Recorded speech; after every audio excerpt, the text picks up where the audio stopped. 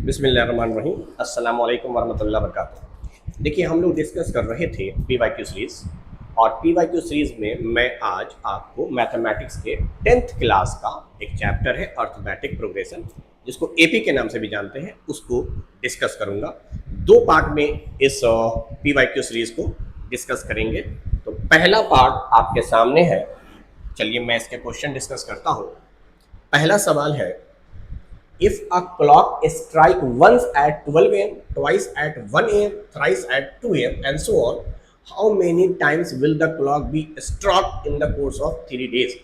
यानी सवाल ये कह रहा है कि एक घड़ी है और उसमें रात के 12 बजे एक बार स्ट्राइक किया है, 1 बजे 2 बार किया है, 2 बजे 3 बार किया है। इस तरीके से 3 दिन में कितनी बार स्ट्राइक करेगा? तो देखिए, एएमयू में जब ये सवाल आया इस साल 2025 में, तो ऑप्शन के एतबार से ये क्वेश्चन गलत था। इसको जब मैं डिस्कस करूंगा देखूंगा एक भी ऑप्शन टैली नहीं कर रहा था। ये क्वेश्चन डिलीट कर दिया गया, लेकिन चलिए क्वेश्चन को एपी के फॉर्मेट पर अगर मैं डील करूं तो आप समझिए कि जो रात के 12 बजे थे, इसको मैं A1 तस्वुर करता हूं। 12 AM पर क्लॉक स्ट्राइक किया है 1 मरतबा, उसी तरीके से 1 बजे ये स्ट्राइक करेगा 2 बार, और क्वेश्चन के एतबार से 3 बार स्ट्राइक कर रहा है 2 AM पर। यानी अगर आप इसको 12 घंटे वाले सिस्टम पे बनाएं, 24 घंटा नहीं, 12 घंटे के सिस्टम AM और PM पर, फिर मैं 24 घंटे को भी तस्वुर करूंगा। तो देखिए, यहां से देखते हैं, जो वक्त है उससे एक ज्यादा बार क्लॉक स्ट्राइक कर रहा है। 2 बजे 3 बार, 1 बजे 2 बार, इस तरह से 3 बजे 4 बार, उसी तरीके से 11 बजे 11 AM दोपहर की बात कर रहे हैं, 12 मरतबा स्ट्राइक करेगा। अच्छा, जितनी मरतबा स्ट्राइक कर रहा है उतना ही टर्म हम एज्यूम कर रहे हैं। 1 बार स्ट्राइक किया A1, 2 बार स्ट्राइक किया A2, 3 बार किया, तो ये रात के 12 से दोपहर 11 बजे तक 12 घंटा होता है, A1 से लेकर A12 तक। तो इस 12 घंटे को अगर हम निकालें S12, तो एपी में सम का फॉर्मूला है A1, जिसकी वैल्यू आ रही है 1, प्लस लास्ट टर्म जिसकी वैल्यू आ रही है 12, into n/2, n is 12, divide by 2, ये हो गया 13 इंटू 6, दैट इज 78। तो यानी 12 घंटे में ये 78 बार स्ट्राइक किया है। तो एक दिन में 24 घंटे होते हैं। देखो, मैं यहाँ 2 से मल्टीप्लाई कर रहा हूँ, ये 1 डे के लिए, ये सिर्फ डाटा है 12 आवर का, और ये 2 से मल्टीप्लाई कर दिया तो 1 डे का आ गया। तो ये आ जाएगा 8 दूनी 16, हाथ में रहा 1, 7 दूनी 14 और 1 56, 156 एक दिन में। तो 3 दिन में हो जाना चाहिए। 6 तिया 18, हाथ में रहा 1, 15 और 1 16, 15 तिया 45, 1 46 करके हमने बनाया। तो ये 468 आया, जो ऑप्शन में टैली नहीं कर रहा। तो बात एक और समझ में आई कि मान लीजिए ये AM है तो PM का कॉन्सेप्ट होगा। उस कॉन्सेप्ट के हिसाब से अगर आप देखें तो 13वां टर्म यानी 12 जैसे ही दोपहर के बजेंगे, PM कॉन्सेप्ट स्टार्ट हो गया दोपहर 12 बजे। तो AM में एज्यूम किया गया है 1 बार। अगर इसी को 24 घंटे पे सोचें तो 12 बजे हम बोलेंगे 13 बार स्ट्राइक किया है, दोपहर के 12 बजे, 13 बजे, रात के 12 बजे 1, एपी के कॉन्सेप्ट के हिसाब से। तो ये 24 घंटे का मतलब हुआ रात के 11 बजे तक, 12 बजे रात से लेकर 11 बजे रात तक हमने एज्यूम किया 24 आवर वाला कॉन्सेप्ट। तो 24 घंटे के हिसाब से देखिए तो पहला टर्म A1 है और 24वां टर्म A24 है। A24 की वैल्यू 24 आ रही है। अब अगर हम इससे कंसीडर करें तो हमको एक दिन में 24 घंटा मानकर अगर बनाना है तो S24 की वैल्यू होती है A1 plus A24 into N/2। N तो हमारा है 24, 24 का आधा 12। इससे अगर आप करेंगे तो ये हो गया 25, 25 को आप 12 से कीजिएगा तो आ जाएगा 600। ये 300,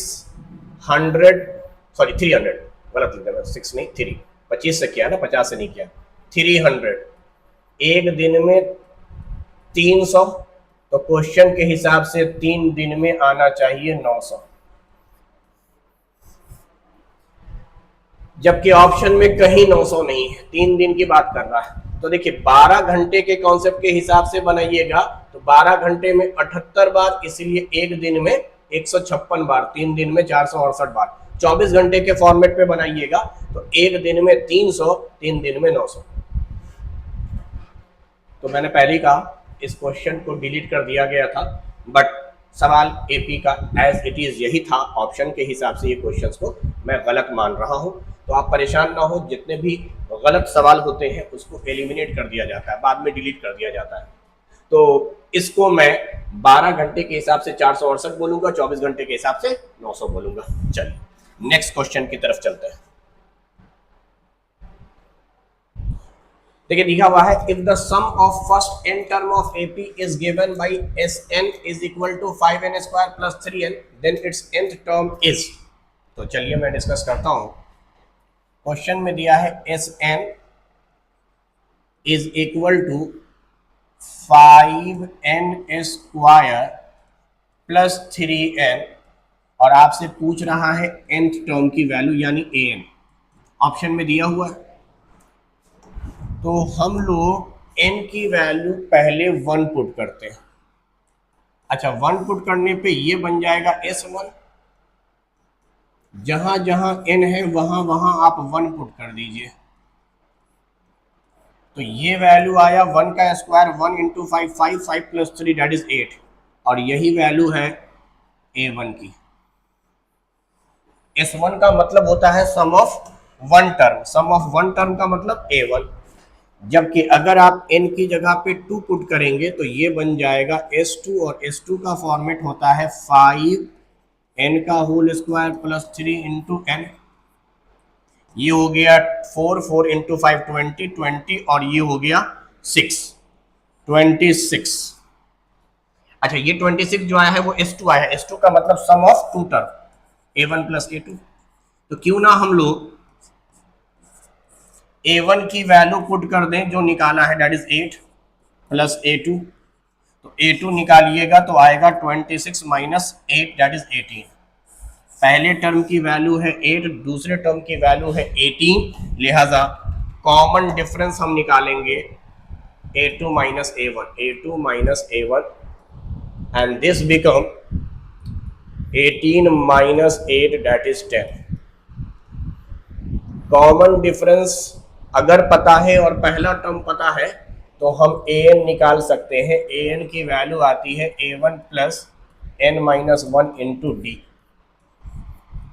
a1 की जगह पे हम रख रहे हैं 8 प्लस n माइनस 1, डी की जगह हम लोग रख रहे हैं 10। 8 plus 10n minus 10, this become 10n minus 2। ये हमारा n निकल कर आया। सही बात है, पहला ऑप्शन ही सही है।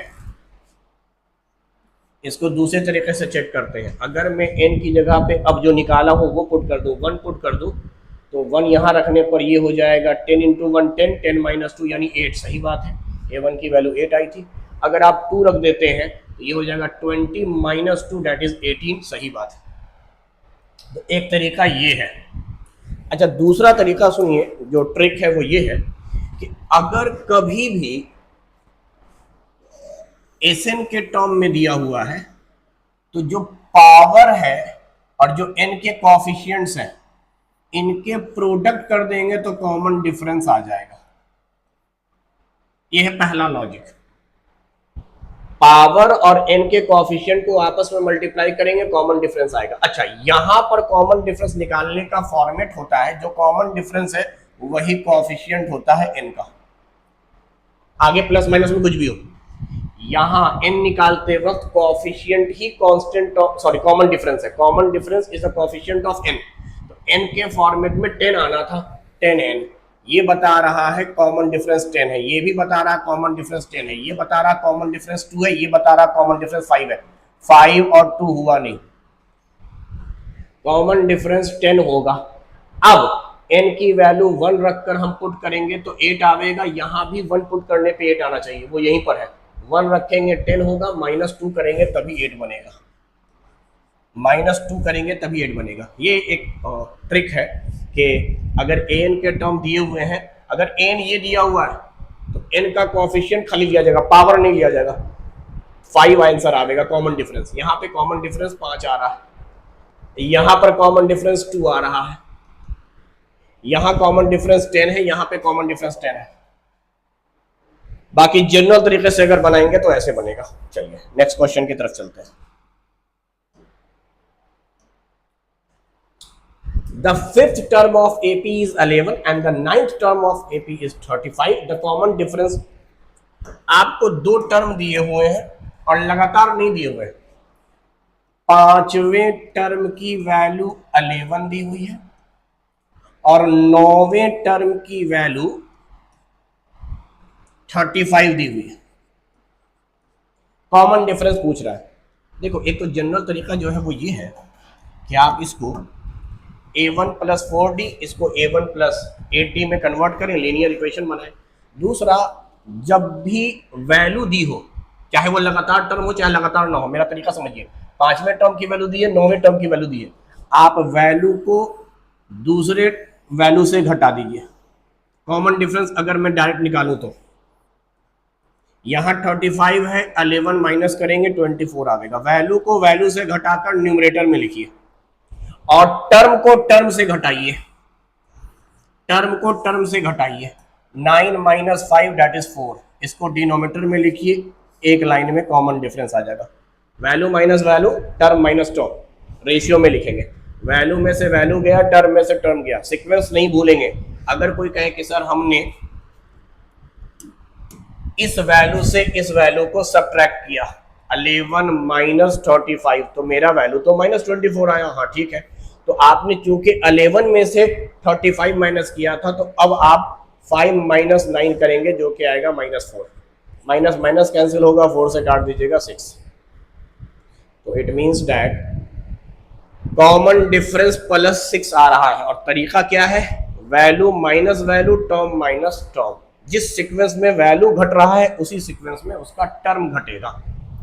अच्छा, आंसर तो आ गया 6 और +6 है, लेकिन अगर मैं इसको जनरल मेथड से बनाता तो a5 को मैं लिखता a1 + 4d और इसकी वैल्यू आती 11। a9 को मैं लिखता a1 + 8d और इसकी वैल्यू थी 35। अब लीनियर इक्वेशन के हिसाब से दोनों इक्वेशन में a1 की वैल्यू सेम है, तो इक्वेशन फर्स्ट माइनस सेकंड कर दो, यहाँ साइन चेंज कर दोगे, माइनस, ये प्लस से हो जाएगा माइनस, ये भी हो जाएगा प्लस से minus, plus minus cancel out हो जाएगा। +4d - 8d that is -4d। अब देखिए, प्लस में वैल्यू है 11, माइनस है 35 दैट इज -24। दोनों तरफ का माइनस माइनस काट दीजिए, 4 से काट दीजिए 24, 6। लीनियर इक्वेशन में कन्वर्ट करके भी बना सकते हैं। मैं आगे यही अप्रोच फॉलो करूंगा, value minus value, term minus term, common difference आ जाएगा। कॉमन डिफरेंस ही निकालना था। चलिए next question. Let be the nth term of AP is, दो फॉर्मेट पे दिया हुआ है, ये है समीशन, इसको समीशन कहते हैं। a है 2r है, इसकी वैल्यू अल्फा है, फिर समीशन दिया है, ये लिमिट लगाया है, r की वैल्यू 1 से लेकर 100 तक को जोड़ना है, और a 2r - 1 की वैल्यू बीटा है, then the common difference of AP। चलिए इस क्वेश्चन को पहले समझते हैं। ये जो दिया है ना, इसका मतलब क्या होता है पहले ये जाने। समीशन का मतलब ऐड है, r की जगह पर बोला है 1 रखना है और वहां से लेकर 100 तक रखना है, और a के बाद यहां लिखा है 2r और इसी की वैल्यू दिया हुआ है अल्फा। पहले इसी बात को समझिए, अगर आपने r की जगह 1 रखा तो ये बन जाएगा 2 into 1 दैट इज a2। इस समीशन का मतलब है प्लस, एक एक करके बढ़ाना है। r 1 से लेकर 100 तक दिया हुआ है, ये r की वैल्यू है 1 से लेकर 100 तक, यहां भी r की वैल्यू ही है। तो अगर r की वैल्यू 1 के बाद अब मैं 2 रखूं, 2 into 2 4, 3 रखूं 6, 4 रखूं 8, यही सिलसिला चलता चला जाएगा। लास्ट में अगर मैं 100 रखूंगा, 100 into 2 दैट इज 200। और प्लस इसलिए कर रहे हैं क्योंकि ये साइन समीशन है, समीशन के माने ऐड होते हैं, इसकी वैल्यू अल्फा दी हुई है। इस इक्वेशन को ऐसे उसने एक्सप्रेस किया है, यानी इवन टर्म्स का सम है 2 से लेकर 200 तक, इसकी वैल्यू अल्फा है। सिमिलरली अगला एक्सप्रेशन देखें, फिर से ये समीशन है, r की वैल्यू वापस से लेकर 1 से लेकर 100 तक, ये टोटल 100 टर्म है, कहने का मतलब टोटल 100 टर्म है। इस बार एक्सप्रेशन दिया हुआ है 2r माइनस 1 की वैल्यू बीटा। अब r की जगह पे फिर से 1 रखो जरा, 1 रखने पर 2 into 1 2, 2 minus 1 1, a1 आ गया। 2 रखो जरा, 2 2 जा 4, 4 minus 1 दैट इज 3 आ गया। सिमिलरली यहां ऑड टर्म के सम हो रहे हैं, अगर आप 100 रख देंगे r की जगह, 2 से मल्टीप्लाई होके 200 माइनस 1 दैट इज 199, और इसी की वैल्यू दिया हुआ है बीटा। कॉमन डिफरेंस आपसे पूछ रहा है, तो पहला लॉजिक लगाते हैं। द फर्स्ट लॉजिक इज, देखिए a2 माइनस a1 करेंगे तब कॉमन डिफरेंस आएगा। किसी भी एपी का कॉमन डिफरेंस होता है दो लगातार टर्म का डिफरेंस, बाद वाला टर्म माइनस फर्स्ट वाला टर्म। तो a2 है बाद वाला टर्म और पहला टर्म है a1, तो यहां आएगा एक कॉमन डिफरेंस। अगली बार इन दोनों को टर्म को माइनस कीजिए, ये भी आएगा common difference. Fourth term minus third term, these are consecutive terms. Consecutive term का डिफरेंस कॉमन डिफरेंस होता है। छठे में से पांचवा टर्म जाएगा तो भी आएगा। तो आप देखिए सारे इंडिविजुअल टर्म के डिफरेंस को कॉमन डिफरेंस कहेंगे, और ये सिलसिला चलेगा 100 टाइम्स। ये भी डी, ये भी डी, ये भी डी, ये भी डी, कब तक? ये टोटल थे 100 टर्म, तो डी डी डी 100 बार ऐड होकर हो गया है इधर 100 डी। इनका डिफरेंस लिया, डी आया, इनका डिफरेंस, इनका डिफरेंस, इनका डिफरेंस, तो यहां भी आरएचएस में डिफरेंस लेंगे, यहां है अल्फा, यहां है बीटा, अल्फा माइनस बीटा। तो 100 डी की वैल्यू अगर ये है तो डी की वैल्यू आ जाएगी अल्फा माइनस बीटा बाई 100। ये है आसान सा तरीका, ये हम इजीली डिटरमाइन कर लेंगे।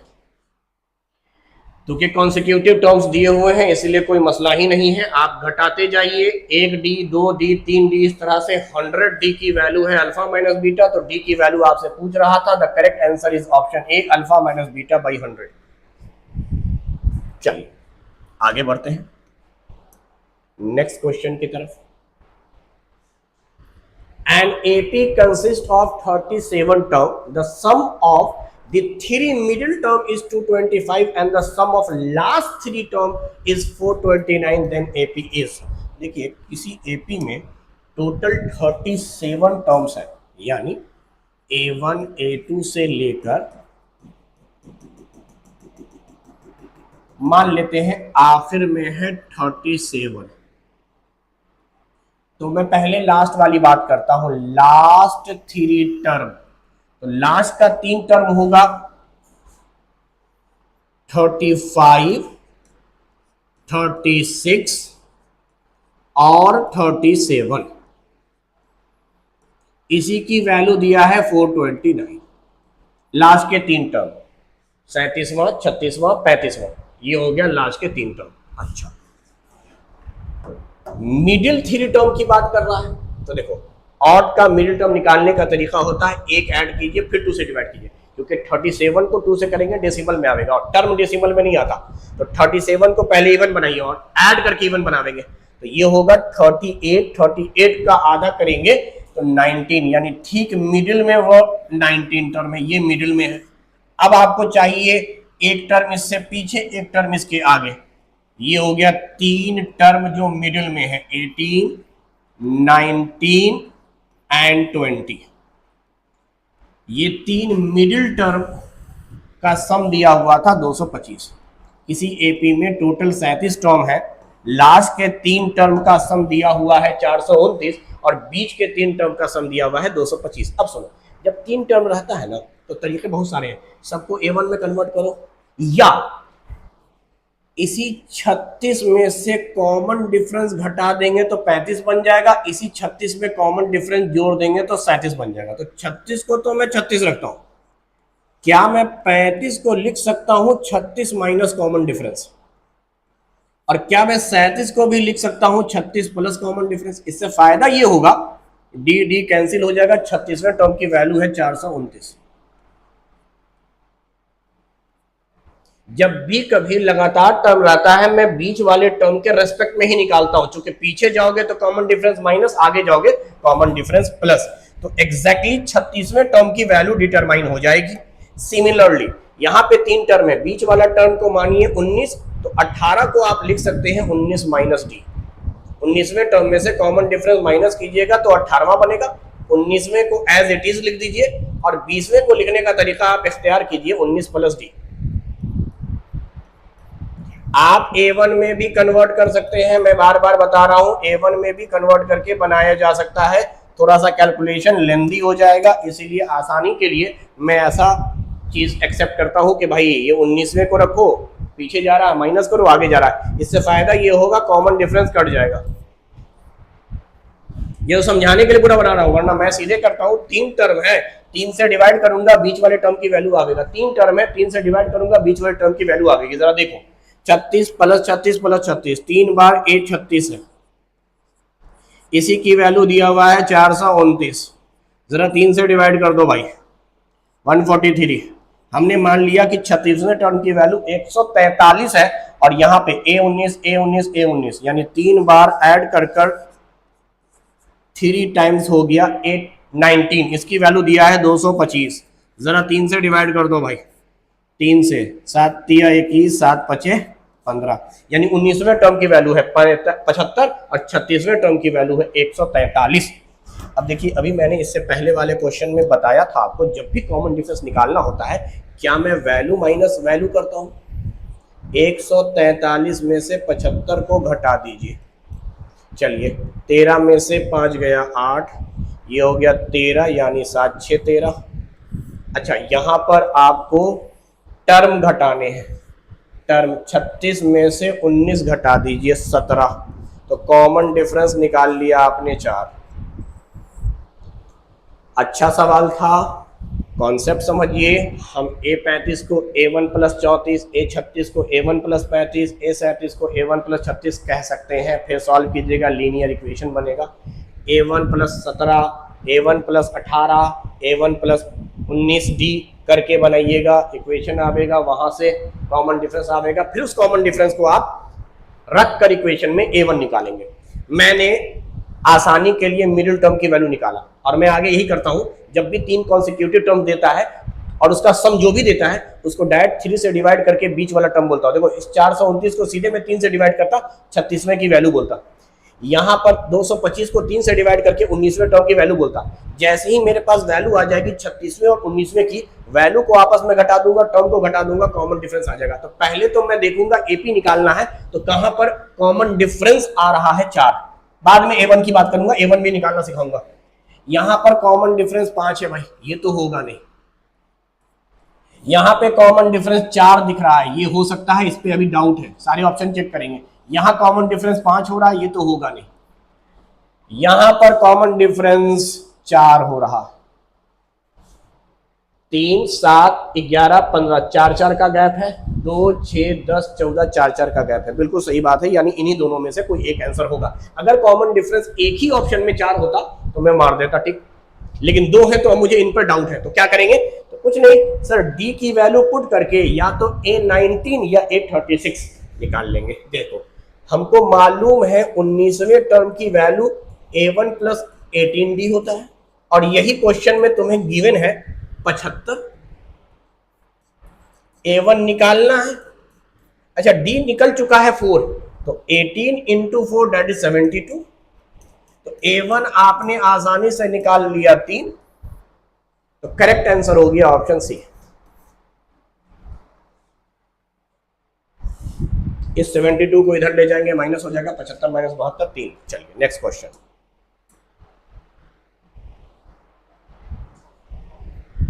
The sum of all 3 digit number which are multiple of 7, 7 के मल्टीपल हैं और 3 डिजिट नंबर है, उन सबका सम निकालना है।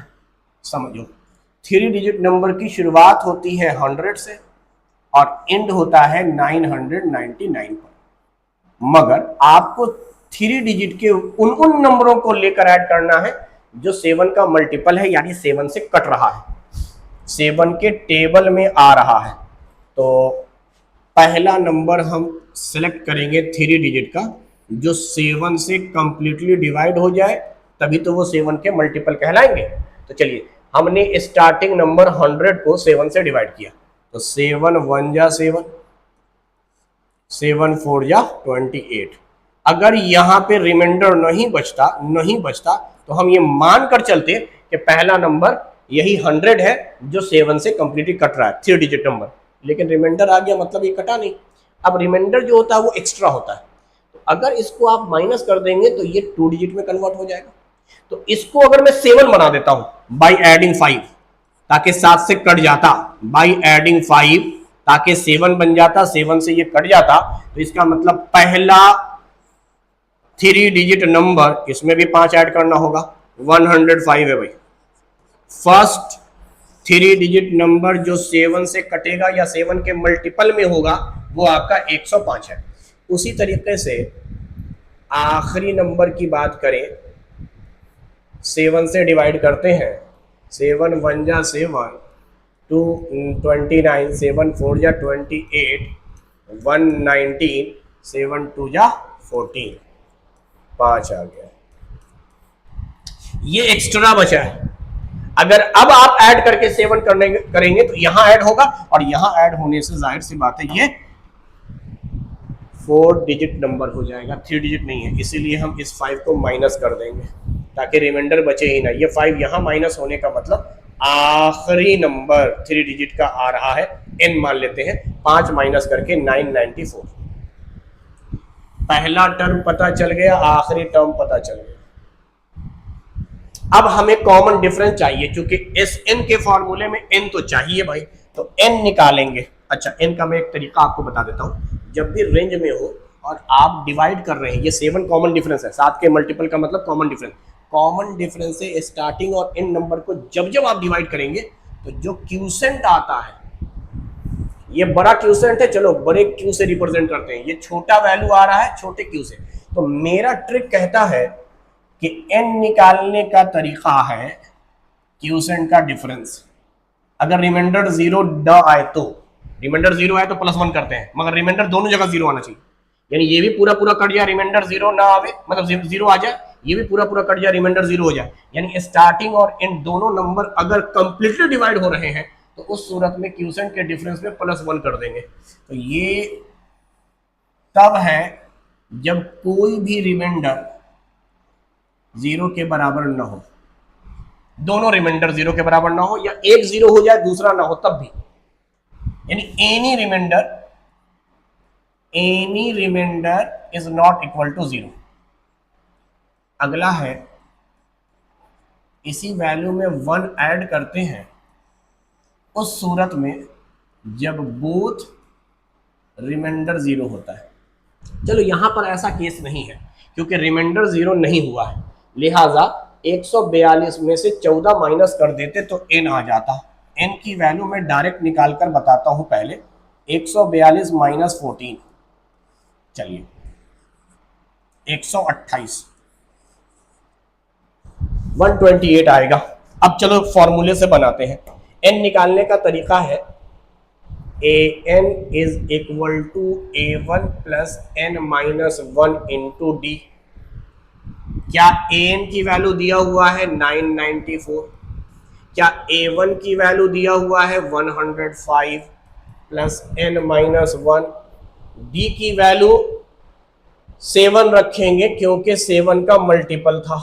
अब यहां से निकालना चाह रहे हैं तो पहले ये 105 इधर जाकर माइनस हो जाएगा। चलो मैं डायरेक्ट माइनस कर देता हूँ। 900 में से 100 चला गया, 894 में से 5 गया 89, 889 आ गया। इधर बचेगा सिर्फ ये चीज, तो ब्रैकेट में है यानी मल्टीप्लाई n-1, इस ब्रैकेट के बाहर 7 था, मल्टीप्लाई में इधर जाकर डिवाइड। चलो 7 से काटो, 7 1 जा 7, 1 बचा 18, 7 2 जा 14, 4 बचा 4 और ये 9, 49, 7 7 जा 49। इस -1 को इधर लाएंगे तो n की वैल्यू निकल कर आया 128। तो इतना करने के बाद आया, मैं कह रहा हूँ शुरू में पहले नंबर को डिवाइड करो, आखिरी को डिवाइड करो, क्वोशिएंट का डिफरेंस ले लो, कहानी खत्म, n आ गया।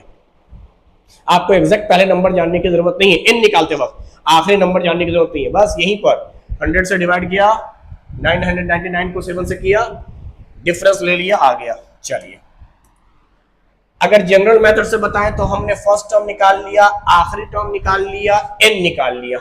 अब हमें सबका सम चाहिए यानी S128। टोटल 128 नंबर हैं 3 डिजिट के जो 7 से कट रहे हैं या 7 के मल्टीपल है। तो 128 का फॉर्मूला हो जाएगा A1 जिसकी वैल्यू है 105 प्लस आखिरी टर्म 128 टर्म की वैल्यू है 994, A1 plus AN into n/2। n तो आपने निकाला ही है 128 डिवाइड बाई 2।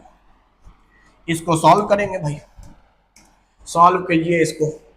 105 और इसको ऐड कर लेता हूं मैं पहले। चलो 5 4 9, इनको ऐड किया, 9 प्लस 0 दैट इज 9, 1 और 9 ऐड होके हो गया 10। ऐसे भी 900 और 100 1094 और 5 99, ठीक है 1000। इसको 2 से काट देता हूं, 64 मल्टीप्लाई कीजिए 64 से, यूनिट डिजिट के हिसाब से लास्ट में 6 आना चाहिए। अच्छा सारे ऑप्शन में 6, तो ये कंप्लीटली पहले आपको मल्टीप्लाई करना होगा। चलिए मैं दिखला देता हूं मल्टीप्लाई करके। 64 9 चौके 36 हाथ में रहा, 3 9 चौके 36 और 3 39 और फिर यहाँ 4, 6 से करना है। 9 छक्के 54 के 4 हाथ में रहा, 5 54 और 5 59 और यहाँ 6 9 4 13 हाथ में रहा 1, ये हो गया 10 10 3 13 हाथ में रहा 1, 3 3 6 सब में है तकरीबन, 5 4 9 और 1 10, 6 और 1 7, 70 336, 70 336 ऑप्शन बी, ये है सवाल। तो हम लोग डायरेक्ट ये सवाल थोड़ा सा रिड्यूस करने के लिए ऐसे भी कर सकते थे, अगर ये टेक्निक पता हो इनका। स्टार्टिंग नंबर इन नंबर को सिर्फ डिवाइड किया, क्वोशिएंट आया, देख लिया रिमाइंडर 0 नहीं है तो सीधा सीधी घटा दिया ऊपर वाले कॉन्सेप्ट से। n की वैल्यू 128 आई। अब समझो यहीं पर n की वैल्यू 128 आ चुकी है, बस पहले वाले को जब डिवाइड किए थे तो पता चल गया था, वैसे तो इन वाला ही पता चल गया, लेकिन चलो पहले वाले को डिवाइड किया पता चल गया कि सर 5 जोड़ने पर पहला नंबर आवेगा, तो तुम्हें A1 तुरंत निकल जाएगा, इसी डिवीजन में A1 निकल जाएगा। A1 और इस n के मदद से तुम ये फॉर्मूला भी लगा सकते थे, Sn बराबर twice of A1 plus n-1 into D into n/2। यहां नहीं तो जब तुम डिवाइड कर रहे पहला टर्म, इसको भी डिवाइड कर ही रहे हो क्वोशिएंट के लिए, तो आखिरी टर्म। बस n निकालने में वक्त जाया मत करो, क्वोशिएंट को घटाओ n आवेगा, उसके बाद यहीं पर क्वेश्चन बन जाएगा। तो this value become 70336, this is the answer. चलो नेक्स्ट क्वेश्चन।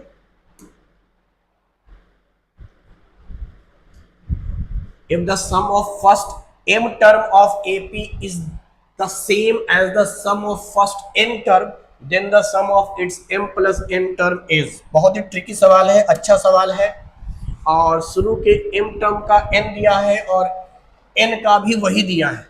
शुरू के m टर्म का सम जो आ रहा है, n टर्म का सम भी वही आ रहा है।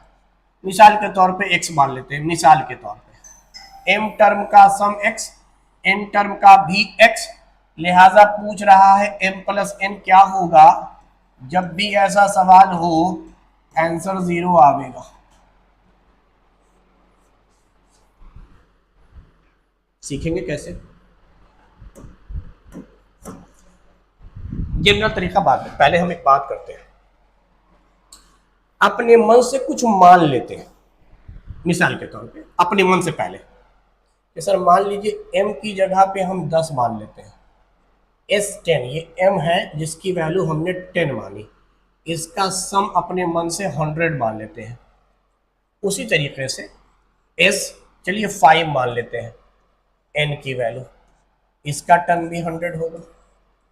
ये हमने अपने मन से m और n माना और सम की वैल्यू मानी, कंप्लीटली एज्यूम कर रहे हैं। क्वेश्चन के अकॉर्डिंग दोनों का सम सेम था, तो 10वें टर्म का सम और 5वें टर्म तक का सम सेम आ रहा है। अच्छा, अब हमें निकालना है sum of m plus n। m अगर 10 है, n अगर 5 है, तो हमको S15 निकालना है। S15 निकालने के लिए आपको जरूरत पड़ेगी कम से कम A1 की और कॉमन डिफरेंस की, ट्वाइस वाले लॉजिक से, या फिर A1 और A15 की। तो चलिए जरा हम बात करते हैं, क्या यहां से हम अगर निकालें, अगर S10 की वैल्यू 100 मान रहे हैं तो twice of A1 plus n तो आपका यहां पर 10 था -1 यानी 9 इंटू d n/2, इसी की वैल्यू 100 दिया हुआ है। S10 को हम लिखा twice of A1 plus n-1 d n/2 into ये, चलिए ये कैंसिल, इस 2 को उठाकर इधर ले गए तो मल्टीप्लाई होकर 20, तो 2A1 प्लस 9d की वैल्यू आ गई 20। Similarly twice of A1 plus, यहां पर n है 5, n-1 हो गया 4d इंटू n/2, इसकी वैल्यू भी चूंकि 100 है, चलो पहले 5 से इसको डिवाइड करोगे तो आवेगा 20, फिर इस 2 से मल्टीप्लाई करोगे तो आवेगा 40। अब यहीं पर क्यों ना हम लीनियर इक्वेशन वाले लॉजिक से बना दें। Twice of A1 plus 9d की वैल्यू है 20, 2a प्लस 4d की वैल्यू है 40। चलिए ये माइनस कर दीजिए, ये माइनस कर दीजिए, ये माइनस कर दीजिए, ये कैंसिल आउट हो गया। 9 में से 4 गया 5d, और यहां बात करते हैं, this is -20, this is 4, common difference आपने निकाल लिया, -4 आ गया। अब चूंकि निकालना आपको कॉमन डिफरेंस की वैल्यू किसी में भी पुट कर दें तो आराम से निकल कर आ जाएगा A1 की वैल्यू, तो A1 प्लस 9d की जगह पर -4, इसी की वैल्यू दिया हुआ था 20, तो ये हो गया 9 चौके 36, माइनस में 36 उधर जाकर प्लस में 36, तो 2A1 की वैल्यू हो गई 56, तो A की वैल्यू हो गई 28। पहला टर्म है 28 और उसके बाद कॉमन डिफरेंस है, यानी 4 घटता जा रहा है। चलिए अब हम बात करेंगे जो निकालना था, दैट इज S15। तो क्या S15 को लिखा जा सकता है twice of A1 plus n-1 into d n/2। हमको यही वैल्यू निकालनी है, जरा समझते हैं। 2 A1 की जगह पर 28 प्लस 14 d की जगह पर -4 इंटू 15/2। देखिए 28 दूनी 56, प्लस में प्लस इंटू माइनस, 56 माइनस में, ये पूरा हो गया 0 multiply by 15 in divide by 2, that is 0। तो ये हमने अपने मन से वैल्यू एज्यूम किया और ऐसा सोचा, और जो निकालना है उसकी वैल्यू 0 आ रही है। दूसरा अप्रोच, जब भी कभी कुछ टर्म के सम आपस में बराबर हो, सम आपस में बराबर हो, कॉमन डिफरेंस हमेशा माइनस में लिया जाता है। समझाने के लिए अब मैं एक लॉजिकल एग्जांपल ले रहा हूँ, अपने मन से ले सकते हैं। हमने मान लिया पहले टर्म की वैल्यू 10, चूंकि मतलब AP निगेटिव में है, कॉमन डिफरेंस निगेटिव में है, तो AP डिक्रीजिंग ऑर्डर में है, तो हम अपने मन से मान रहे हैं चलो दो दो कम कर लेते हैं, वैसे आप एक एक कम कर सकते हैं, 3 कम कर सकते हैं, 10 कम, जितना कम करना है। कॉमन डिफरेंस दिया हुआ नहीं, अपने मन से एज्यूम करना है, आइदर -1 -2 -3 -1। हम इवन नंबर लेते हैं आसानी के लिए, तो 2 कम करेंगे तो अगला टर्म की वैल्यू होगी 8, अगले टर्म की वैल्यू होगी 6, अगले टर्म की वैल्यू हो जाएगी आपको 4, फिर 2। अच्छा, इतने टर्म का सम कितना आया? 10, 18, 24, 28, 30, 1 2 3 4 5, यानी इस एपी में सम ऑफ फर्स्ट 5 टर्म बिकम 30। अब देखो, अगला इसी का टर्म होगा 0, 0 ऐड कर देने से क्या फर्क पड़ता है? सम तो वही रहेगा, टर्म एक बढ़ जाएगा। यानी इसी एपी में अब हम कहेंगे कि शुरू के 6 टर्म का भी सम है 30। 10, 8, 6, 4, 2 प्लस 0 विल गिव 6, सॉरी 30। तो शुरू के 6 टर्म का सम भी है 30, 5 टर्म का सम भी था 30। यही हो गया m, यही हो गया n, दोनों का सम करो कितना आएगा? 11। 11 की वैल्यू 0, क्यों? क्योंकि अब ये 5 टर्म है, अगला 5 टर्म निगेटिव में आवेगा, सम करने पे निगेटिव पॉजिटिव कैंसिल हो जाएंगे। देख लो, अगर हम आगे बढ़ते हैं 7वें टर्म की वैल्यू -2, तो ये -2 + 2 कैंसिल, इतने ही टर्म की वैल्यू आवेगी, यही सम आवेगा। और ये कितना आ रहा है? शुरू का 4 और 7 आपस में बराबर, शुरू के 4 टर्म का सम और 7 टर्म का सम आपस में बराबर, और ये वैल्यू आ रही है 28। जैसे यहां पर आ रहा था दोनों टर्म 30 30, देख लेते हैं, इतना ही टर्म तो होगा, ये 2 2 कैंसिल हो जाएगा ना, यही टर्म आवेगा। तो ये आ गया 10 10 20 28। सम की वैल्यू पर नहीं जा रहे हैं, मैं जा रहा हूं, इनको जब तुम जोड़ोगे तो 11 बनेगा, 11वां टर्म 0 आने वाला है, चेक कर लेते हैं। अगला टर्म देख लो, -4, -2 + 2 कैंसिल, -4 ये कैंसिल, यानी 3 टर्म का सम और 8 टर्म का सम सेम आ रहा है। चलो आगे जाते हैं। इसके बाद -6 + 6 कैंसिल, -8 + 8 कैंसिल, और -10 + 10 कैंसिल। कितने टर्म हो गए भाई? 5 यहाँ, 5 यहाँ, 10, और ये एक 11। तो यही सवाल है, 11वें टर्म की वैल्यू का सम m + n जब भी आवेगा 0 आवेगा। तो आप एज्यूम करके m और n की वैल्यू को पूरे डिटेल में जाइए, या सिंपल लॉजिक समझिए, जब भी कभी सम बराबर हो किन्हीं 2 टर्मों का और उसका सम पूछा जा रहा हो m + n, जैसे m टर्म और n टर्म के सम सेम है, m + n पूछा जाए, ऑलवेज आंसर इज 0, ऑलवेज 0। और एपी हमेशा डिक्रीजिंग ऑर्डर में होगा, कॉमन डिफरेंस माइनस में। चलिए next question, how many natural number between 300 to 500 are multiple of 7। चलिए अब आपको नेचुरल नंबर निकालने हैं 300 से 500। इसका तो आप ट्रिक लगा सकते हैं, n निकालना है, कितने नंबर थे जो 7 से कट रहे हैं।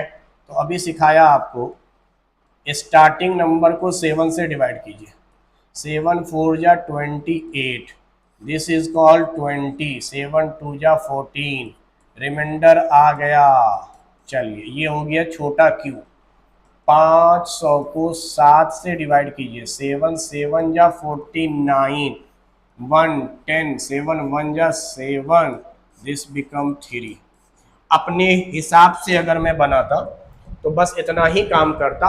अभी सिखाया, रिमाइंडर अगर बच जाए तो n की वैल्यू होती है capital Q minus small q, q is the quotient.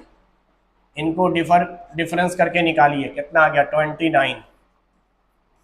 तो the correct answer is option A. चलिए जनरल मेथड में भी आपको इतना काम तो करना ही होगा, उसके बाद आप सोचेंगे जनरल तरीके से कि 300 को 7 से डिवाइड किया, रिमाइंडर आ गया 6, रिमाइंडर आना चाहिए 7, तभी 7 से कटेगा। या तो 6 खत्म कर दो, खत्म करोगे तो 6 माइनस करने पर ये 294 हो जाएगा, 300 से कम हो जाएगा, 300 से 500 के बीच में आना होगा। तो पहला नंबर आ रहा है 1 ऐड करके 301, 301 7 से कटता है, क्रॉस चेक भी कर लो, 7 चौके 28, 7 21, सही बात है। अच्छा यहाँ 3 एक्स्ट्रा आ गया है, ये 3 को माइनस कर दो, 3 को माइनस करोगे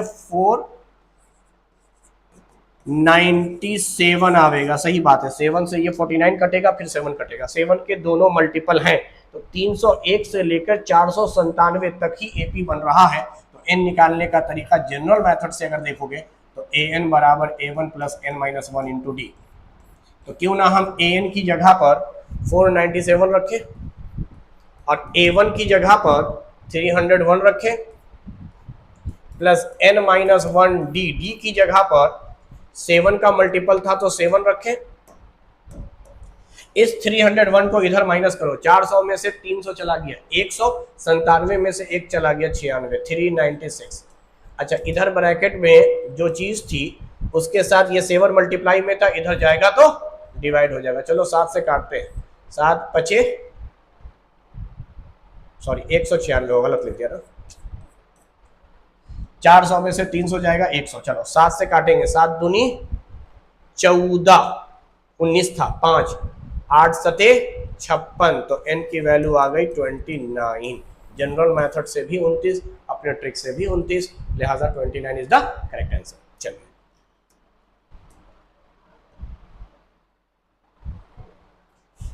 Which term of the AP is the first negative term? देखिए AP डिक्रीजिंग ऑर्डर में है, कॉमन डिफरेंस यहीं पर आप सोचोगे तो कॉमन डिफरेंस आ गया 21 माइनस 24 दैट इज -3। जब भी लफ्ज आवे फर्स्ट निगेटिव लास्ट पॉजिटिव कुछ ऐसा, अब जाहिर सी बात अगर डिक्रीजिंग ऑर्डर में है यह आपको दिख रहा है, अगर मैं जनरल अप्रोच के बारे में सोचूं तो ये मुझे एपी घटता हुआ दिखाई दे रहा है, बीच में कहीं पर जीरो आवेगा, हो भी सकता है ना भी आवे जीरो टर्म, तो जीरो के फौरन बाद ही जो होगा इसको आप कहेंगे फर्स्ट निगेटिव टर्म। जीरो के बाद, अच्छा जीरो से ठीक पहले वाला टर्म जो होगा उसको आप कहेंगे लास्ट पॉजिटिव टर्म। तो पॉजिटिव और नेगेटिव के दरमियान का टर्म है जीरो। तो हमारी कोशिश ये रहेगी कि कौन सा टर्म जीरो है ये निकाला जाए। तो let us assume nth term of this AP become zero. तो हम n निकालना चाह रहे हैं, n की वैल्यू क्या आएगी भाई? तो n निकालना है तो आप जनरल फॉर्मूला लगाइए, an is equal to a1 plus n minus 1 into d. चलिए an की जगह पे 0 रखेंगे, a1 की जगह पर फर्स्ट टर्म है ap का 24 ये रखेंगे, प्लस n माइनस 1 डी की जगह पर कॉमन डिफरेंस -3 रखेंगे। इस 24 को इधर ले जाएंगे, 0 माइनस 24 दैट इज -24, डिवाइड में ये ब्रैकेट के साथ ये ब्रैकेट मल्टीप्लाई में है, इधर लावेंगे डिवाइड हो जाएगा, यहाँ बचेगा n minus 1, minus minus cancel कीजिए, ये हो गया 8, फाइनली n की वैल्यू आ गई 9। यानी इस एपी में 0 एग्जिस्ट करता है और ये 9वां टर्म है, ये 9th टर्म है, 9वें टर्म की वैल्यू आ रही है 0, तो 10वां टर्म होगा फर्स्ट निगेटिव टर्म, 10वां टर्म होगा फर्स्ट निगेटिव टर्म और 8वां टर्म होगा आखिरी पॉजिटिव टर्म। एक चीज और एज्यूम करते हैं, यहां तो खैर आ गया ना, कभी कभी ऐसा होगा जो क्वेश्चन फ्रेम किया गया है उसके डाटा के हिसाब से कि आप n टर्म 0 मान के चलेंगे और यहाँ n की value let us assume fraction में आ गई, सिर्फ समझावेला एज्यूम कर रहा हूं, अगर 0 माना है और n टर्म की वैल्यू आ गई 9.2, यानी एग्जैक्ट 9वां टर्म जो है वो 0 नहीं है और ना 10वां टर्म 0 है, इसके बीच का कोई टर्म है, 9 और 10 के बीच का कोई टर्म है जो 0 है। तो रियल में तो बीच का कोई टर्म होता नहीं है, हकीकत में एग्जिस्ट नहीं करते। n हमेशा एक नेचुरल नंबर आना चाहिए, डेसिमल या फ्रैक्शन में नहीं आना चाहिए। तो इसके माने ये हो रहे हैं कि इससे ठीक पहले जो नेचुरल नंबर होगा दैट इज 9 और इसके ठीक बाद जो नेचुरल नंबर होगा दैट इज 10। तो 10वां टर्म निगेटिव कहलावेगा और 9वां टर्म पॉजिटिव कहलावेगा। लास्ट पॉजिटिव 9वां टर्म और पहला निगेटिव टर्म 10वां टर्म। अगर n की वैल्यू फ्रैक्शन में आती है तब ये बात करेंगे।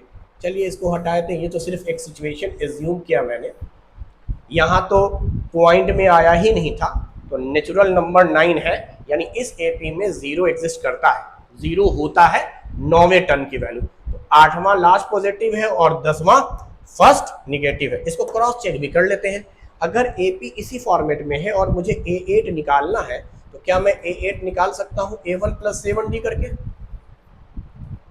A1 की जगह पर 24 प्लस 7, D की जगह पर -3। तो देखो ये 21 हो गया, ये हो गया 24, सही बात है। 8वां टर्म आ गया आपका 3, 8वां टर्म आ गया आपका 3, ठीक है। और 10वें टर्म की अगर हम बातचीत करेंगे तो ये होगा A1 प्लस 9D।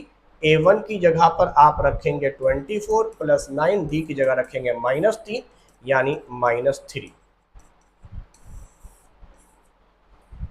तो फर्स्ट निगेटिव टर्म 10 टर्म आ गया 3, अगला टर्म आवेगा यहाँ ही तो है 3 3 कम हो रहा है 0, अगला आ गया -3।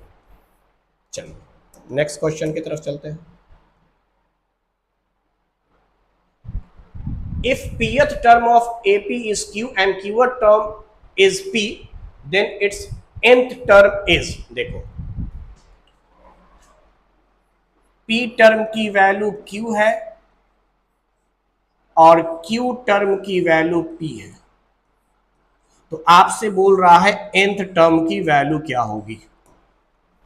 इसको मैं डायरेक्ट एक्सचेंज मेथड से पढ़ाता हूं कि जब भी कभी ऐसा हो कि यहां का टर्म यहां की वैल्यू बने, यहां का टर्म यहां की वैल्यू बने, तो आप ये बात मान लीजिए कि जो निकालना है दिए गए वैल्यू में से उसको माइनस कर दीजिए।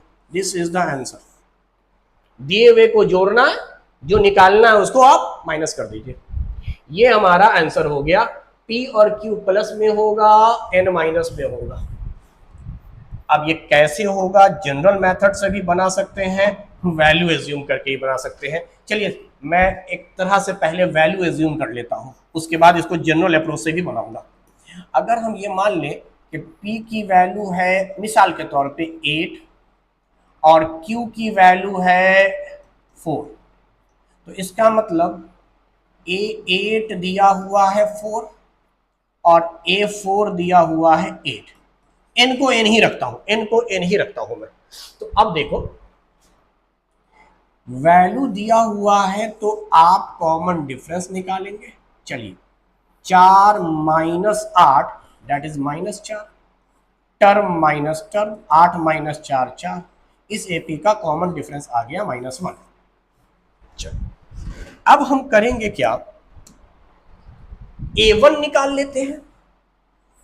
इससे A1 प्लस 7D की जो वैल्यू आएगी वो आएगी 4। A8 को लिखेंगे A1 प्लस 7D, इसकी वैल्यू आ रही है 4। तो A1 निकाल लेते हैं। A1 प्लस 7D की जगह पर -1, दिस बिकम 4। तो A1 आ गया -7, उधर जाकर +7 और 4 दैट इज 11।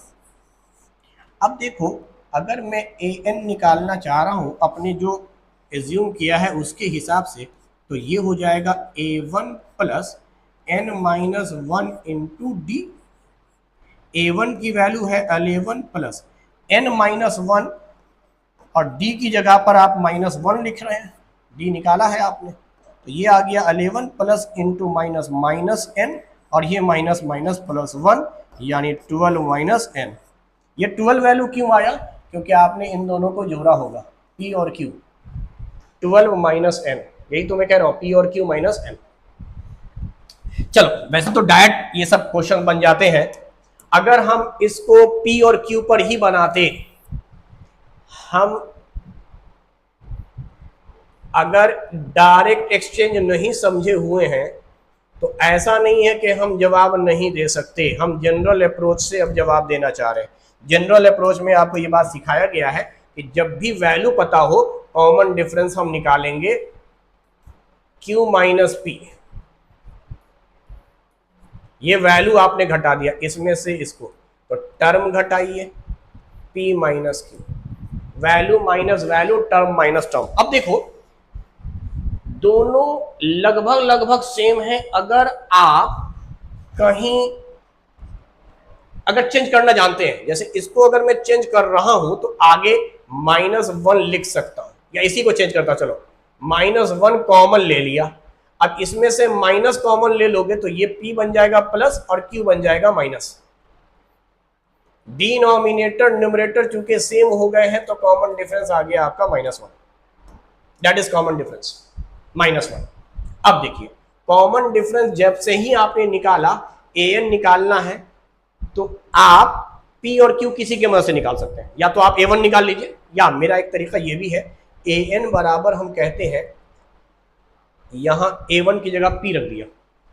तो अगर a1 की जगह आपने p रख दिया है तो फॉर्मूला है n-1 1 की जगह पर p, ये भी एक फॉर्मूला है, इंटू q। और ज्यादातर मैं यही इस्तेमाल करता हूं अपने रेगुलर क्लासेस में, मोहताज नहीं है a1 के। यहां जो भी आप रखेंगे n में से वही माइनस करके लिखा जाएगा। तो अब जरा देखिए AP की वैल्यू तो आपको दी हुई थी डायरेक्ट